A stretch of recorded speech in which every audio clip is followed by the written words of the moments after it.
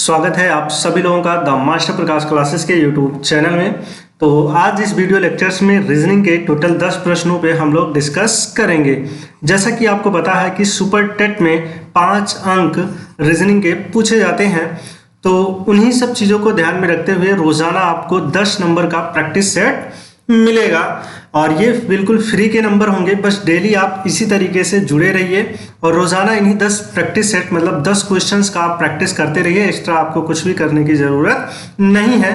Exam में आप देखेंगे तो इसी ठीक ना भैया, ये जो आप किए रहेंगे यहीं से ही आपको क्वेश्चंस एग्जाम में पूरा का पूरा दिखने वाले हैं। तो एक भी नंबर आपको छोड़ना नहीं है, क्यों? क्योंकि रीजनिंग ये मान के चलिएगा आपके एग्जाम में आपको फ्री का नंबर दिलाएगा। क्यों? क्योंकि सारे चैप्टर्स बहुत ज़्यादा चैप्टर्स हैं, 42-44 चैप्टर्स हैं, तो सबको पढ़ने की आवश्यकता नहीं है। बस इसी तरीके से आप बने रहिए और लगातार आप प्रैक्टिस सेट लगाते रहिए। ये 5 नंबर आपके पूरे के पूरे पक्के हो जाएंगे।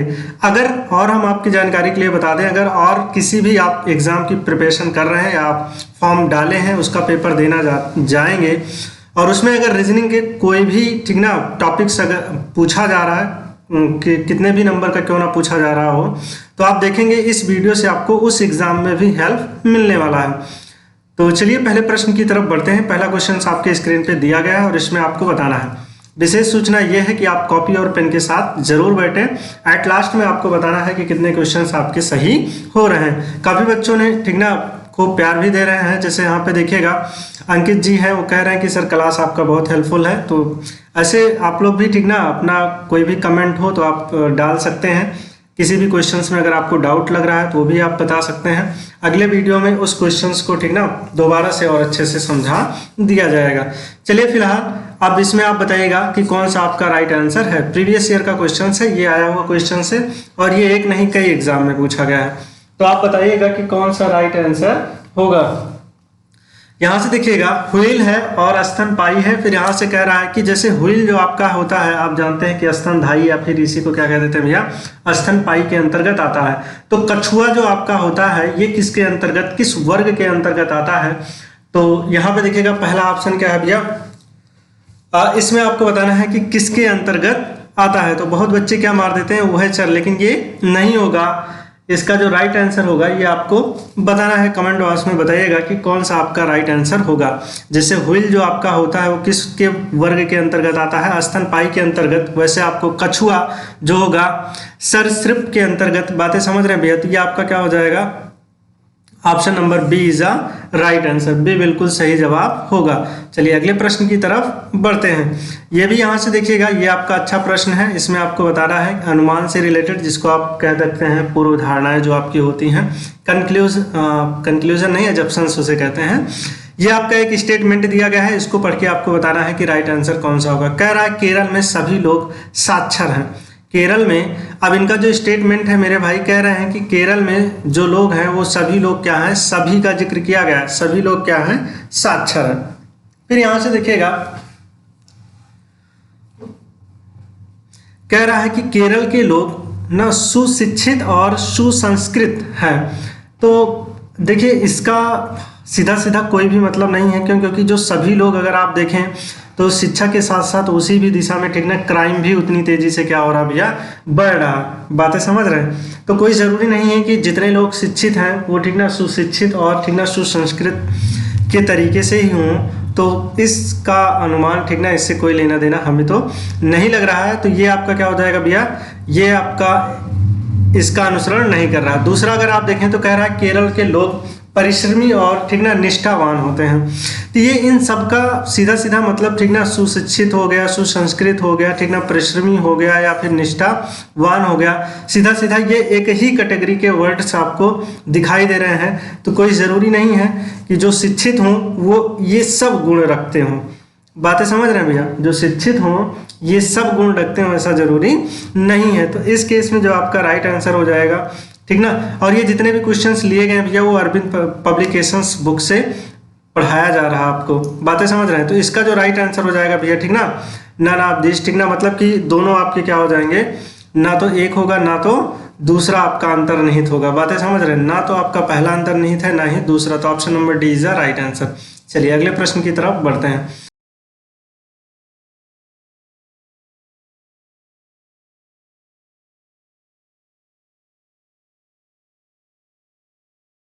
इसमें भी आपको बताना है, ये डाटा सफिशिएंटी से रिलेटेड क्वेश्चंस दिया गया है। कह रहा है कि नीचे ठीक ना आप प्रश्न को पढ़ लीजिए, पहला और दूसरा यहाँ से देखिएगा दिया गया है। तो यहाँ से देखिएगा स्टेटमेंट दिए गए हैं, पहला स्टेटमेंट, दूसरा स्टेटमेंट। फिर कह रहा है आपको यह तय करना है कि किस कथन में दिए गए डाटा प्रश्न का उत्तर देने के लिए पर्याप्त है।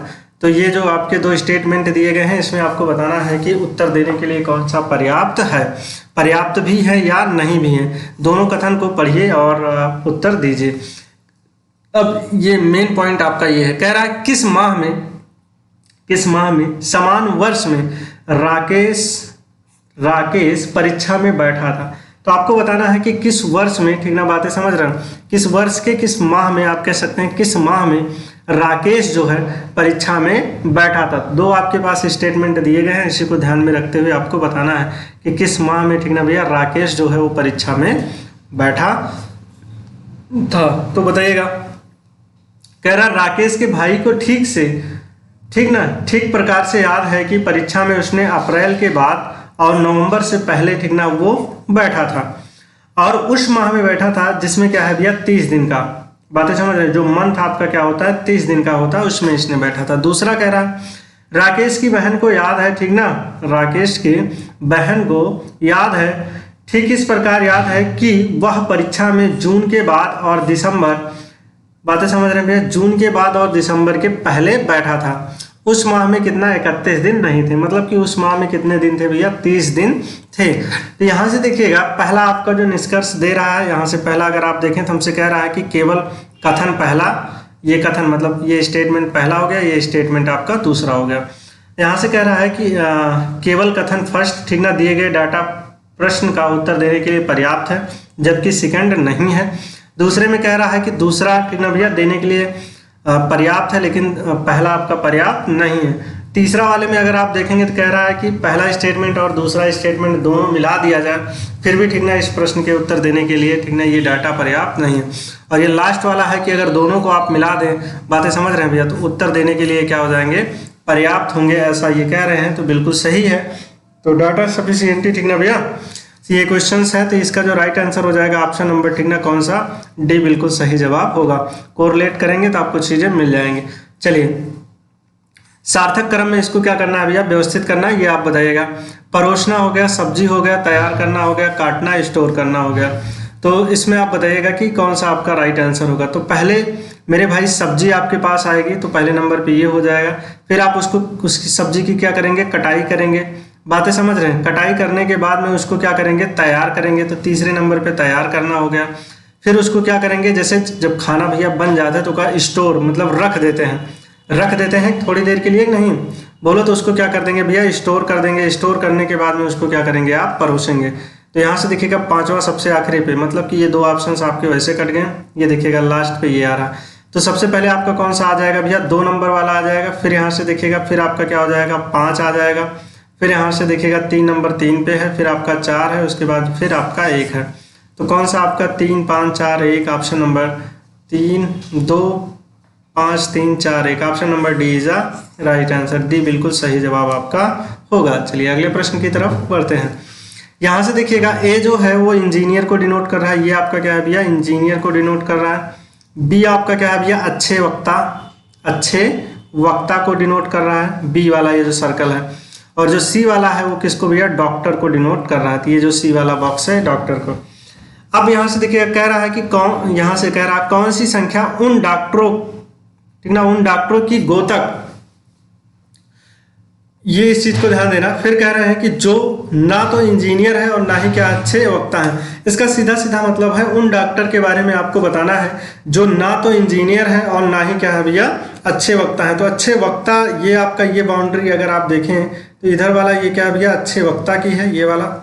और ये जो ट्रायंगल वाला आप देखें तो ये क्या है, इंजीनियर वाले हैं ये। तो इन सबको आप क्या नहीं लेना, ना तो ट्रायंगल में जो है, ना तो इस सर्कल में बी वाले में। तो बचा कौन आपका, 2 केवल ऐसे हैं जो, ठीक है भैया, डॉक्टर हैं। तो option number A is a right answer. A बिल्कुल सही जवाब आपका होगा। चलिए अगले प्रश्न की तरफ बढ़ते हैं। ये कैलेंडर का खूबसूरत प्रश्न आपके सामने है, आपको बताना है कि इसका कौन सा राइट आंसर होगा। ये किसका है भैया, कैलेंडर का प्रश्न आपके सामने दिया गया है। कह रहा है किसी महीने की 2 तारीख को क्या है, रविवार है। 2 तारीख को मेरे भाई कौन सा वार है, रविवार है।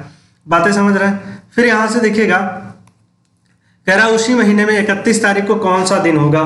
जब भी ऐसे प्रश्न आए, ठीक ना, आपको क्या पता है, 2 तारीख का दिन पता है, 31 तारीख का दिन निकालना है। तो 31 में से 2 आप घटा देंगे, कितना आ जाएगा भैया, 29। कितना आ जाएगा, 29। अब देखिए 2 तारीख का दिन आपको पता है, कहाँ पे जाना है आपको, 31 तारीख पे। 31 तो कैलेंडर में आगे जा रहे हैं ना, तो बस विषम दिन आप निकाल लीजिए और डेज इसी में 7 से भाग करा दीजिए। कितना बार जाएगा, 7 चौक 28। तो शेष कितना, मतलब जो ये शेष आया यही तो आपका विषम दिन होता है, बोलिए। और विषम दिन का मतलब क्या हुआ कि आप कैलेंडर में आगे जा रहे हैं। 2 तारीख का दिन पता है, आप कहाँ पे जा रहे हैं भैया, 31 तारीख पे जा रहे हैं। तो अगर 2 तारीख को आपका क्या है, शनिवार है, 2 तारीख को क्या है भैया, सॉरी रविवार है, कौन सा वार है, रविवार है, तो 31 तारीख को अगर आप देखेंगे तो कैलेंडर में आगे आ जा रहे हैं। विषम दिन कितना है आपका, 1 आ रहा है, तो 1 आपका जोड़ देंगे तो कौन सा वार हो जाएगा, सोमवार होगा। तो 31 तारीख को उसी महीने में कौन सा वार होगा भैया, सोमवार होगा। बेहद आसान क्वेश्चन है। जैसे देखो, अगर आप वैसे भी लगाना चाहते हैं तो 2 तारीख को मेरे भाई कौन सा था, संडे था। फिर अगर आप देखेंगे तो यही रिपीटेशन आपको बढ़ता चला जाएगा। 9 तारीख को फिर संडे मिलेगा, फिर इसी में अगर आप 7 जोड़ेंगे तो 16 तारीख को मिलेगा। बातें समझ रहे हैं। फिर भैया आपको 23 तारीख 21 तारीख को मिलेगा 21, फिर आपको 28 तारीख को संडे मिलेगा। सॉरी ये गलत हमने कर दिया। इसके बाद कब मिलेगा, 4-3, हाँ 23 तारीख को मिलेगा। और इसमें जब आप 7 जोड़ेंगे तो आपको कितना मिल जाएगा, 30 तारीख को। 30 तारीख को फिर संडे मिलेगा। और 30 के बाद 31 तारीख को आप जानते हैं कि अगर 30 तारीख को आपका क्या भैया संडे है, तो 31 तारीख को क्या होगा, सोमवार होगा। तो आप ऐसे भी डिटेल्स में लगा सकते हैं, बाकी सीधा सीधा टाइम सेव करने के लिए अंतर लेके उसका और डेज निकालिए। चलिए अगले प्रश्न की तरफ बढ़ते हैं। गजब का प्रश्न है, खूबसूरत प्रश्न है, ये कई बार क्वेश्चंस पूछे गए हैं। कह रहा मेरी कक्षा में सभी विद्यार्थी बुद्धिमान हैं। मेरी कक्षा में सभी, इस चीज पे फोकस करना, मेरी कक्षा में सभी विद्यार्थी क्या है, बुद्धिमान है। अजय बुद्धिमान नहीं है। अजय जो है वो क्या है भैया, बुद्धिमान नहीं। कंक्लूजन यहाँ से आपको बताना है। कंक्लूजन का मतलब निष्कर्ष होता है। निष्कर्ष जो ये स्टेटमेंट दिया गया है, इससे सीधा सीधा 100% अगर सत्य आपकी बातें हैं तभी वो आपका कंक्लूजन क्या होगा, सीधा सीधा कितना भैया, 100% अगर सत्य बातें हैं तभी वो आपका कंक्लूजन सही होगा, अदरवाइज नहीं होगा। यहाँ से कह रहा है कि मेरी कक्षा में सब बुद्धिमान है, ठीक ना भैया, अक्षय बुद्धिमान नहीं है। अब इस पे देखिएगा, गौर फरमाइएगा। पहला कह रहा है कि अक्षय के अतिरिक्त सभी बुद्धिमान हैं, ऐसा कुछ स्टेटमेंट में, ठीक ना भैया। क्यों कह रही है, क्योंकि उस जरूरी नहीं कि सारे संसार के बच्चे उसी के कक्षा में पढ़ रहे हो ना। वो कह रहा है कि मेरी कक्षा, मतलब जितनी उसके कक्षा में स्टूडेंट हैं वो सब क्या है, अपने आप में भैया बुद्धिमान हैं। फिर दूसरा वाला, तो ये पहला वाला तो स्टेटमेंट गलत हो जाएगा। दूसरा अगर आप देखें, निष्कर्ष हमसे क्या कह रहा है, अक्षय मेरी कक्षा का विद्यार्थी नहीं है। बिल्कुल सही बात कह रहा है। अगर ये अक्षय, ठीक ना भैया, इनके कक्षा का विद्यार्थी होता तो ये भी क्या होता, बुद्धिमान होता। लेकिन ये बुद्धिमान नहीं है, तो इसका मतलब बुद्धिमान नहीं है तो ये इनके कक्षा का स्टूडेंट नहीं है। देखिए स्टेटमेंट के ही अकॉर्डिंग आपको 100% चीजें निकलनी चाहिए। जो स्टेटमेंट दिया गया है उसी को ध्यान में रखते हुए अगर उसका कंक्लूजन आपको 100% दिखाई दे रहा है तो आपका कंक्लूजन सही होगा, अदरवाइज गलत होगा। तो ऑप्शन नंबर आपका कौन सा हो जाएगा भैया, B is a right answer, ठीक ना। अक्षय जो है वो मेरी कक्षा का विद्यार्थी बिल्कुल नहीं है। जैसे जितने लोग द मास्टर प्रकाश क्लासेस के साथ जुड़े हैं सब बुद्धिमान हैं। बातें समझ रहे हैं। अब एक लड़का ए है वो बुद्धिमान नहीं है, मतलब कि द मास्टर प्रकाश क्लासेस के साथ नहीं जुड़ा है, बस सीधा सीधा मतलब ये समझिए, ठीक भैया। तो इस तरीके से अक्षय जो है वो मेरी कक्षा से बिलोंग नहीं करता है। अगला प्रश्न, चलिए यहाँ पे देखिएगा, कोडिंग डिकोडिंग से क्वेश्चंस दिया गया है और इसमें आपको बताना है कि कौन सा राइट आंसर हो जाएगा। जब भी मेरे भाई ऐसे प्रश्न आ जाए, आपको देखिएगा ये वाला लेटर्स और ये वाला लेटर्स आपके क्या है, सेम है। अगर आप कोडिंग डिकोडिंग का लेक्चर्स देखना चाहते हैं तो इसी वीडियो के, ठीक ना भैया, क्या कहते हैं, आप प्लेलिस्ट में जाइए, वहां से कोडिंग डिकोडिंग हमने बहुत अच्छे से समझा है। बातें समझ रहे हैं भैया। तो ये आपका क्या है, जैसे हमने आपको बताया था कि एक तो आपका क्या होता है, लेटर कोडिंग होता है और नंबर कोडिंग होता है, और आपका क्या होता है भैया, मिक्स्ड कोडिंग होता है। तो ये जो आपका होता है लेटर कोडिंग से रिलेटेड जो क्वेश्चंस बनते हैं, और उसमें ये आप कह सकते हैं रिवर्स पैटर्न का क्वेश्चन है। कौन से पैटर्न का, रिवर्स पैटर्न का, ठीक ना भैया। तो हमने पूरा पैटर्न वाइज आपको पढ़ाया है कि कहीं पे भी आपको 1% कंफ्यूजन ना हो। बातें समझ रहे हैं। तो यहाँ से देखिएगा, और इसलिए कह रहे हैं क्योंकि मार्केट में ऐसे बहुत टीचर भैया अवेलेबल हैं जिनको यही नहीं पता है रीजनिंग में कि इस टॉपिक में कितने टाइप के क्वेश्चंस बनते हैं। बस ऊट पटांग ऐसे 40-50 क्वेश्चंस करा के चले जाएंगे ना। तो हमने आपको सीक्वेंस में पढ़ाया है, एक बार आप देखिए। बातें समझ रहे हैं। तो वहाँ पे जाइए प्लेलिस्ट में और चीज़ों को आप समझिए, देखिए, आप देखेंगे अगर कहीं पढ़े भी होंगे ना तो आपको बहुत नया लगेगा। आइए पहले प्रश्न के मतलब इसमें अगर आप देखें तो हमसे क्या कह रहा है, नंबर्स को कोड किया गया है। इसमें देखिएगा नंबर्स में जितने लेटर हैं उतने लेटर इसमें भी हैं, तो मतलब कि ये क्या है भैया, पोजीशन चेंज मतलब पोजीशन इंटरचेंज से रिलेटेड क्वेश्चंस है। तो जब भी ऐसे प्रश्न आए इसको नंबरिंग कर दीजिए, 1 2 3 4 5 6 और ये क्या हो गए 7 लेटर है। यू का लेटर आपका क्या है भैया, दूसरा है, तो दूसरे पे लिख दीजिए। उसके बाद क्या है भैया, ई कहाँ पे है, चौथा लेटर है, चौथा यहाँ पे लिख दीजिए। ए आपका क्या है, छठे नंबर पे है। बातें समझ रहे भैया। यल अगर आप देखें तो आपका 7वें नंबर पे है। आर आपका 5वें नंबर पे है। यम आपका कितने पे है भैया, तीसरे पे है। और यन आपका क्या है, पहले पे है। तो बस सीधा सीधा इसको भी आपको क्या करना है, नंबरिंग कर देना है, 1 2 3 4 5 6 और क्या 7। अब यही नंबर आप यहाँ पे नोट डाउन कर लीजिए। देखिए ये ऊपर वाला क्योंकि इसी में तो चेंज हुआ है, 2 4 6 7 5 3 1। अब बस इसी को आप क्या करिए, अरेंज कर दीजिए। 2 नंबर पे कौन आ जाएगा भैया, यल आ जाएगा। यल सब में है, ये इसमें नहीं थी, ऑप्शन खत्म। उसके बाद में फिर देखिएगा यहाँ से यल आपका आ गया। 4 नंबर पे कौन है भैया, आपका ई है, तो ई आ गया। बातें समझ रहे हैं। 6 नंबर पे आपका कौन है भैया, आर है, तो आर आ गया। 7 नंबर पे आपका क्या है भैया, ए है, तो ए आ गया। फिर यहाँ से देखिएगा 5 नंबर पे आपका क्या है भैया, बी है, तो बी आ गया। ठीक, 3 नंबर पे आपका इसी में देखिए 3 नंबर पे कौन है, जी है, तो जी आ गया। 1 नंबर पे आपका कौन है, ए है, तो ए आ गया। बातें समझ रहे हैं भैया। तो कौन सा आपका राइट आंसर हो जाएगा, LER। देखिए LER यहाँ पे देखिएगा, LR, ए खत्म, LER यहाँ पे है। उसके बाद में ए देखिएगा सबसे लास्ट में यहाँ पे आ रहा, तो यहाँ पे भी सबसे लास्ट में आ रहा, तो option number A is a right answer. तो कुछ ऐसे क्वेश्चंस होते हैं जिसमें आपको पूरा कोडिंग नहीं करना है ना, पहला जो तीसरा लेटर से देखिए, उसके बाद फिर ऑप्शन से एलिमिनेट है, ट्रिक लगा के एलिमिनेशंस कर दीजिए, ठीक ना भैया, ऑप्शन का। चलिए अगले प्रश्न की तरफ मूव करते हैं। इसमें आप बताइएगा, ये देखिएगा इतने को इसने कोड किया गया है इतने में, बातें समझ रहे हैं। फिर इतने का अर्थ है इतना, ठीक भैया, इतने का अर्थ है इतना, बातें समझ रहे हैं। फिर हमसे कह रहा है कि इतने का कोड आपको बताना है। तो जब भी ऐसे प्रश्न आ जाए तो कैसे लगाते हैं, या तो आप इसको ऊपर नीचे करके आप क्या करिए भैया, लिख लीजिए, नहीं तो आप ध्यान दीजिए, अगर ये आप पहला है इसको कोड किया गया है इसमें, ये आपका दूसरा सेंटेंस मान लीजिए, इसको कोड किया गया है तीसरे में, और ये आपका क्या मान लीजिए भैया, तीसरा। अदरवाइज सबसे आसान मज़े की बात यह है कि इसको बनाने के लिए आप क्या करिए, लिख डालिए। ऐसे लिखने का मतलब क्या है भैया, जैसे देखो NTC, अच्छा इसमें क्या पूछा है, चलिए हम लिख ही दे रहे हैं, और SCOTINGO इसको किस में कोड किया गया है, सॉफ्टर देन, ठीक ना, फॉलो, ठीक ना भैया, फ्लोर। फिर दूसरे का अगर आप देखें तो ये क्या है, टिग्नो आरो मस्त, ठीक भैया। यहाँ से देखिएगा स्विफ्ट,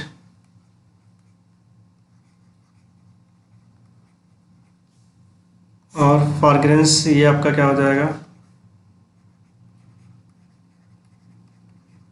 फिर आगे देखिएगा, इसको नोट डाउन करिएगा,